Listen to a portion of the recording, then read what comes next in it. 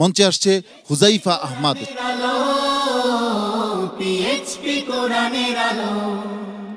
আসসালামু আলাইকুম ওয়া রাহমাতুল্লাহি ওয়া বারাকাতুহু। ওয়া আলাইকুম আসসালাম ওয়া রাহমাতুল্লাহি ওয়া বারাকাতুহু। হাফেজ মোহাম্মদ হুজাইফা না? জি। বয়স কত আপনার? 9 বছর। 9 বছর, মাশাআল্লাহ। হ্যাঁ, এত ছোট্ট বয়সে আপনি হাফেজ হয়ে গেলেন। তো আজকে মাহে রমাদানের এই প্রথম দিনে আমরা কোরআন নাজিলের মাসে আপনার কাছ থেকে একটু তেলাওয়াত শুনতে চাই। আউযু বিল্লাহি মিনাশ শাইতানির রাজীম। বিসমিল্লাহির রহমানির রহিম।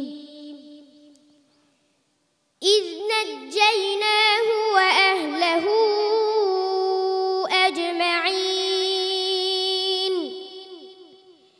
إلا عجوزا في الغابرين ثم دمرنا الآخرين وإنكم لتمرون عليهم مصبحين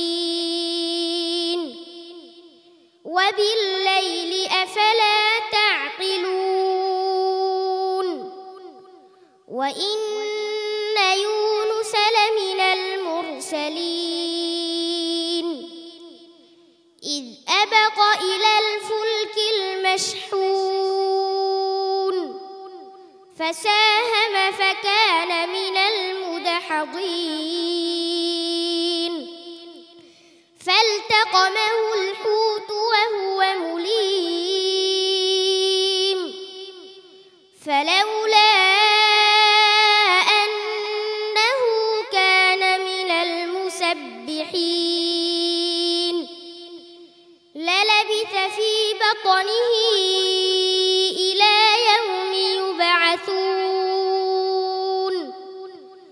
فنبذناه بالعراء وهو سقيم وأنبتنا عليه شجرة من يقطين وأرسلناه إلى 100,000 أو يزيدون فآمنوا فمتعناهم إلى حين فاستفتهم ألربك البنات ولهم البنون أم خلقنا الملائكة إناثا وهم شاهدون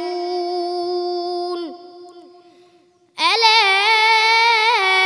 إنهم من إفكهم ليقولون ولد الله وإنهم لكاذبون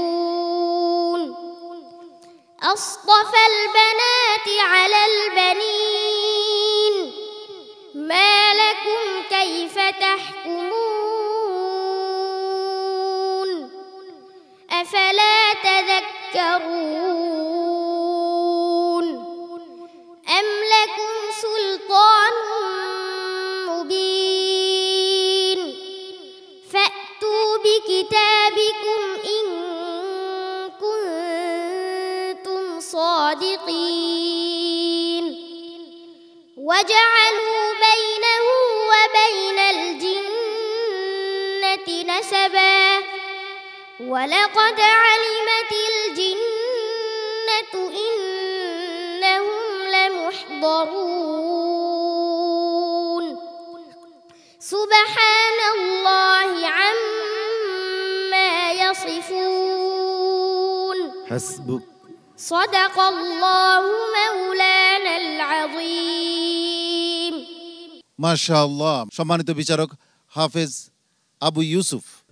হুজুর, আপনি এরকম এই যে ধারাবাহিকভাবে আপনি যে শুরু করলেন, কতক্ষণ তেলাওয়াত করতে পারবেন? একাধারা 2 ঘন্টা?